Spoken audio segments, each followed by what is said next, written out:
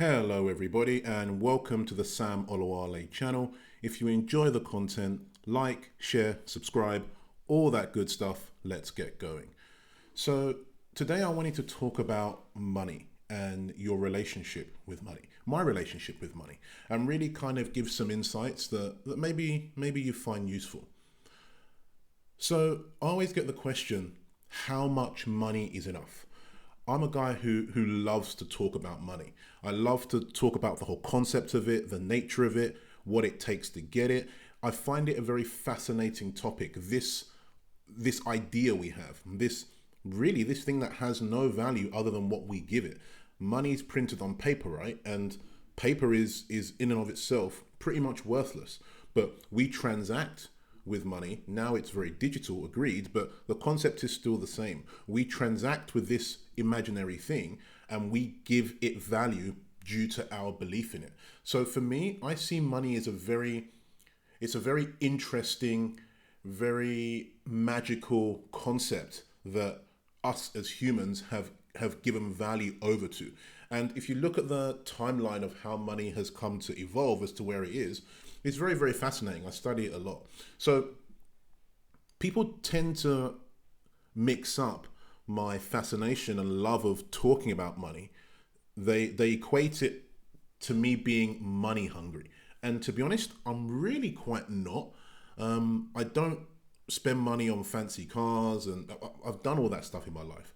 Now I'm in my mid-30s, so I live a very simple life. I don't spend money on anything expensive other than the nice watches, just because I love watches myself. But apart from that, I don't really spend money on things. I'm a very conservative guy, considering how successful the company is growing. But the point is, if you didn't necessarily know me too well and you hear me speak about money and business and entrepreneurship, many people get the wrong idea that I'm very money hungry, and it's just not the case at all. For me, money is just a way to keep score. Money is just a way to keep score. I'm not gonna, at the end of the day, when I take my last breath on this earth, just like with you, you can't take any of it with you. When people ask, oh, when someone passes away, oh, how much was he worth? How much did he have when he passed away? The answer is zero. You don't take any of it with you, right? And you're not getting out of life alive. So for me, it is just a way to keep score. And at the end of this, I'll tell you my own personal anecdote as to why I aspire so much to acquire so much wealth. And it's probably going to be different than what you probably think. One thing I've noticed is the most successful people that I know, and when I study other like great entrepreneurs or great business leaders, and even separate from people who you read about in books, or they're removed from you. So you don't necessarily really know their deeper innermost motivations for it. But people that I know personally who have a lot of money and a lot of wealth, the thing that strikes me a lot with them, and I've noticed this a couple of years ago when I made my breakthrough, let's say, moment, is you really take a shift in mindset when you stop thinking about how to make money, thinking about really, where and how am I going to make my next buck, or how am I going to make money in the next 6 months or the next quarter. That is a mindset everyone starts with when they're an entrepreneur. Obviously, when you're an entrepreneur, everyone starts at zero. To be honest, everyone starts in the red. Everyone's losing money at the beginning because you have to invest so much money up front and time depending on the business. But any business that's worth its legitimacy. But the mindset shift comes when, I'm trying to find a good way to put it, when you stop thinking about making money and you start thinking about how much money you're going to make. Now, I know that probably seems like a very simple, like, Sam, what's the difference between that? You're probably asking me. And it actually is massive, because and I'm just talking personally myself, when I was first starting out, I would think a lot about, how do I make money? What strategy is best for me to make money? What industry should I get in? What product should I sell? Where should I plant my flag? Where is the best place for me to get the most bang for my buck? So all these things would be going through your mind, and very naturally at the start when you're an entrepreneur. But then at some point, once you're making, a significant amount of money, What that amount is for you is very different to each person. But once you're making that significant amount of money, I tend to find that your mindset shifts into, okay, then now I don't need to worry about making money anymore. Now my focus is how much money I'm going to make. What are the big targets I'm going to aim for? Because when you get to that point, I think your mindset with money completely shifts. The way you see money completely shifts. And yeah, I just really think that when you truly understand that the wealthiest people don't focus on money as a means to an end. It's just a way to keep score. And you, before you even get to that point of view, you have to shift your mindset. Like, that's the end goal. When your mindset is money is just a way to keep score, before you get to that mindset, you have to get to the mindset of, okay, I don't need to worry about how to make money anymore. The only thing I need to figure out is how much money I'm going to make. How am I going to maximize what I'm doing? How am I going to leverage my time and my team and my products and my ideas and my marketing to make as much as we can? So I think that mindset shift is very powerful, and you won't really notice it happens one day. It kind of happens by accident, and then you'll just realize one day, oh shit, I don't even think about making money anymore. All that occupies my mind is how much money I'm going to make and how I'm going to get there and what I need to learn to grow and what I need to learn to scale. So it's a very powerful place to be in when you make that shift. And yeah, when it happens, it'll happen by accident. It's not going to be something that's let's say, sock 'em in your face and you notice it. But yeah, it's really nice when you get to this place and you can really focus your energy where it really matters, and you stop being in let's say defense mode and you move to purely attack mode. It's a great feeling. So the next question really is, I guess full circle, how much is enough? And there is no right answer to this. Enough is your best. And you'll hear me go on about this a lot, and I got that from Jim Rohn.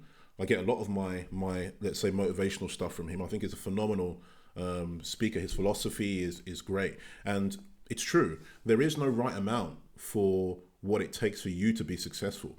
It's down to you. But as long as you give your best, that's what matters. At the end of the day, not everyone is going to become a billionaire, and that's fine. You don't have to be. What matters obviously is your family and doing things in your life that are valuable. And if entrepreneurship is one of those things that really warms your heart, that you really take to, then great. But your best isn't an amount. Enough isn't an amount.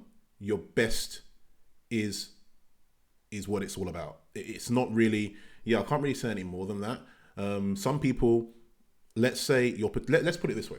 Let's say you have the potential inside you. Let's say someone could look into the future, into a crystal ball, and they can see that if you put your all into something, then you potentially could be someone who makes $1 billion. Let's say that's your net cap in life, is to make $1 billion in profit, let's say, and that would be your net worth.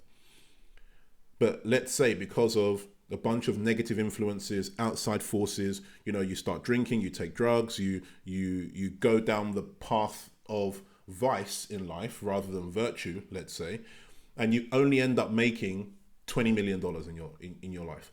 Most people from the outside looking in will think, this guy's phenomenal. He's made $20 million over his lifetime. 99% of people won't make this. Okay. And then you'll see someone else whose potential, let's say over a course of a lifetime, who knows, maybe their profession doesn't have that, let's say, earning capacity, but in their lifetime, they make $10 million, which again, 99% of people in the world won't make. Other people might look at him and think, well, yeah, he's less successful than the guy who made 20 million.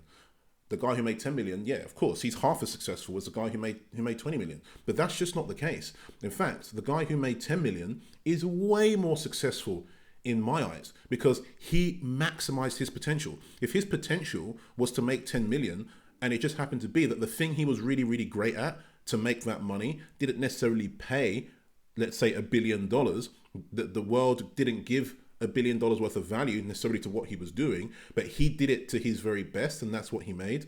That guy is way more successful in my eyes than the guy who has $1 billion worth of value to give, but in the end only ended up giving $20 million worth to the world, and that's what the world paid him for what he did.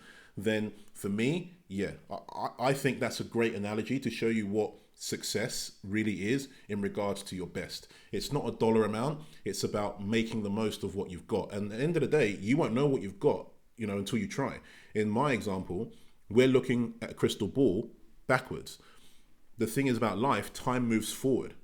Okay, so there is no crystal ball. And the only way to know really what your true potential is to give everything your all. And you can only do that when you find something that aligns with your values and your principles and things like that. But that's for another video. But yeah, I hope you can understand now that your best is what matters. Success is not a dollar amount. And to wrap this all up, my personal motivation for my monetary goals is something that goes like this. In the world, there's been around, and again, don't quote me exactly on this, these are rough numbers, no one really knows, because it all depends on a bunch of different variables. But in the world, there's been around 2 to 2,500 billionaires in the history of mankind. What does this mean? It means, in my eyes anyway, there have been up to 2,500 people in the history of human beings that have generated so much value that the world decided to pay them over $1 billion for what they did.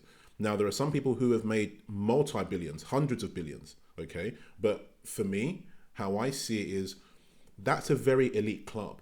There's only up to 2,500 people who the world deem fit to reward with that much wealth. So for me, like I said, I'm not going to be able to take that money with me. But in my eyes, I just see it as a very elite place to be as a human being, because what really makes us valuable isn't how much we have, but not how much we have, but what we become. So me becoming a billionaire, which is my aim, and I want to have multiple billions, because there's so many things in life I want to do, so many initiatives I want to start and give back to the world in a million different ways. And the worst thing you can do for poor people is to become one yourself, right? So in my eyes, how I see it is, when I get into that club, and I will get into that club, I truly believe that.